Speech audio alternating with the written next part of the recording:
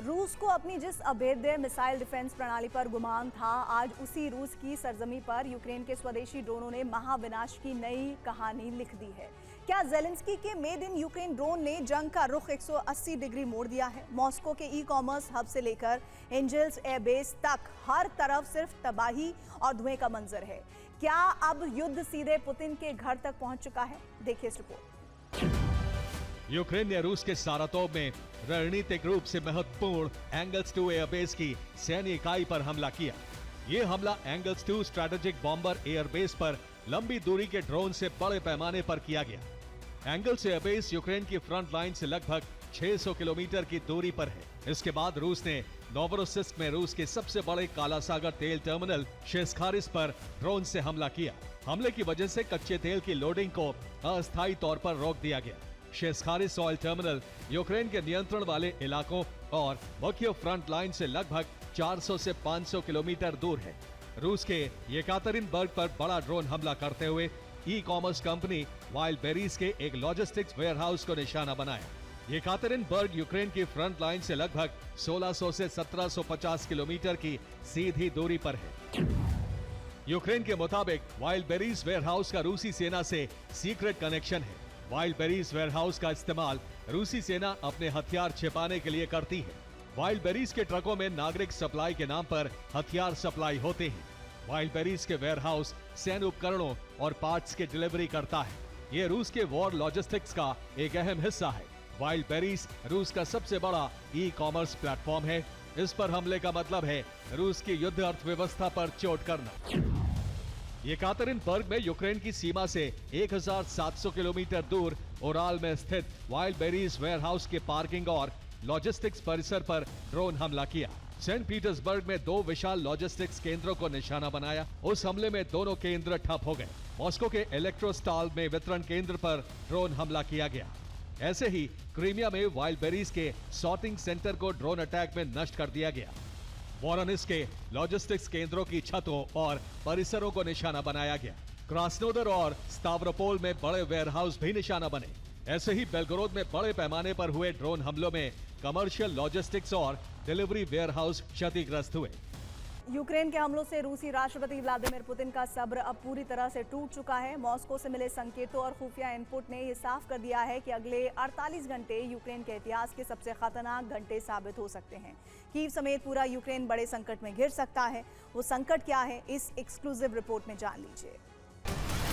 कि यूक्रेनी intelligence unit को सीक्रेट इनपुट मिले हैं कि क्रेमलिन बहुत बड़े हमले की तैयारी में है।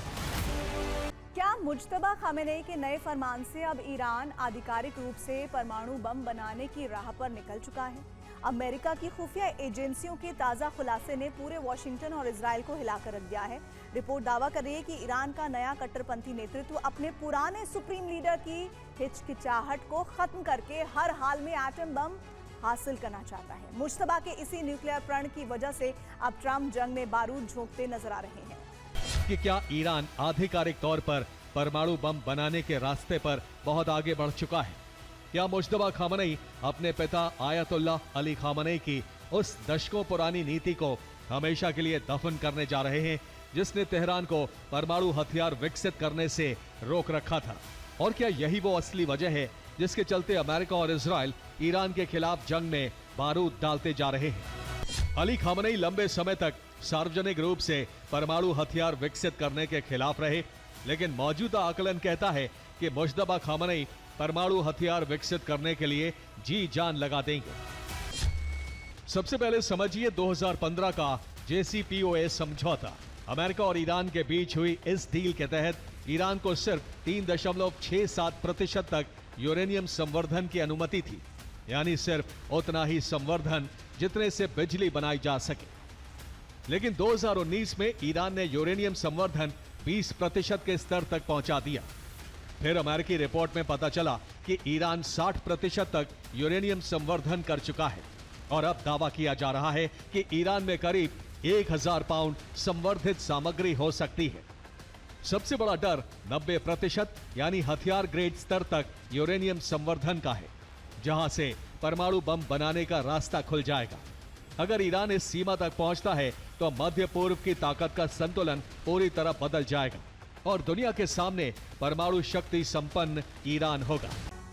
सुपर प्राइम टाइम में इस वक्त एक बड़ी खबर आ रही है। एरबिल एयरपोर्ट के पास अमेरिकी बेस पर हमला होने की खबर आ रही है। इस वक्त की सबसे बड़ी और अहम खबर आपके सामने, और ड्रोन हमलों से दहला है यूएस बेस। अरब के मीडिया के हवाले से ये बड़ी खबर आपके सामने, जिसमें जानकारी इस वक्त ये मिल रही है कि एरबिल एयरपोर्ट के पास अमेरिकी बेस पर हमला हुआ है। मिसाइल और ड्रोन से अटैक किया गया। इधर ईरान का प्रॉक्सी हूती सऊदी के खिलाफ मोर्चा खोल चुका है। हूती लड़ाके सिर्फ लाल सागर में जहाजों पर हमले नहीं कर रहे, बल्कि सऊदी की धरती पर बैलिस्टिक मिसाइलों से प्रहार कर रहे हैं। बीते 24 घंटे में हूती लाल सागर से सटे क्षेत्रों पर कई बार हमले कर चुका है। हूती की आक्रामकता के पीछे का मास्टरमाइंड ईरान के सुप्रीम लीडर मुज्तबा खामेनेई को माना जा रहा है। रिपोर्ट्स हैं कि मुज्तबा ने खाड़ी देशों के विरुद्ध नया चक्रव्यूह तैयार किया है, जिसके केंद्र में एक ऐसा प्लान छिपा हुआ है जो कामयाब हुआ तो खाड़ी देश एक ऐसे डेडलॉक में फंस जाएंगे जिसे तोड़ना खुद अमेरिका के लिए नामुमकिन हो जाएगा। हूती के आक्रामक रुख के पीछे ईरान के सुप्रीम लीडर का बड़ा षड्यंत्र है। मुज्तबा का प्लान खाड़ी देशों के लिए डेडलॉक जैसी स्थिति पैदा करना है, ताकि इन देशों के आयात निर्यात पर तोड़ प्रतिबंध लगाया जा सके।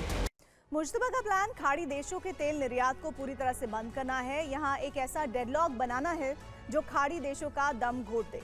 ईरान होर्मुज को पहले ही बंद कर चुका है, लेकिन सऊदी अरब ईस्ट वेस्ट पाइपलाइन के जरिए लाल सागर से तेल की सप्लाई कर रहा था।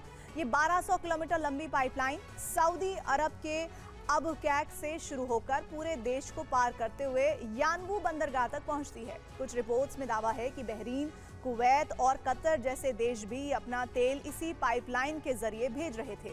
सऊदी अरब खाड़ी देशों के साथ मिलकर इस पाइपलाइन की क्षमता बढ़ाने की तैयारी में था, ताकि होर्मुज का विकल्प तैयार हो सके। लेकिन हूती ने यहां हमले कर इस तेल निर्यात केंद्र को भी लगभग बंद कर दिया है।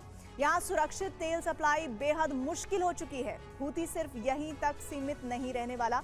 रिपोर्ट्स है कि ईरान के इशारे पर हूती हबशान फुजैरा पाइपलाइन पर भी हमले कर सकता है। इसके जरिए यूएई होर्मुज को बाईपास करते हुए तेल की सप्लाई करता है। अगर ऐसा हुआ तो खाड़ी में डेडलॉक जैसी स्थिति पैदा हो जाएगी। खाड़ी देशों से तेल की एक बूंद भी अंतर्राष्ट्रीय मार्केट में नहीं भेजी जा पाएगी। ये शिप सऊदी के यानबू बंदरगाह से रवाना हुआ था और जेद्दा बंदरगाह की तरफ जा रहा था। इस शिप के जरिए सऊदी केमिकल की सप्लाई करता है। जेद्दा पहुंचने से पहले ही हूती ने शिप पर मिसाइलें दाग दी। हमलों में शिप को मामूली नुकसान पहुंचा है।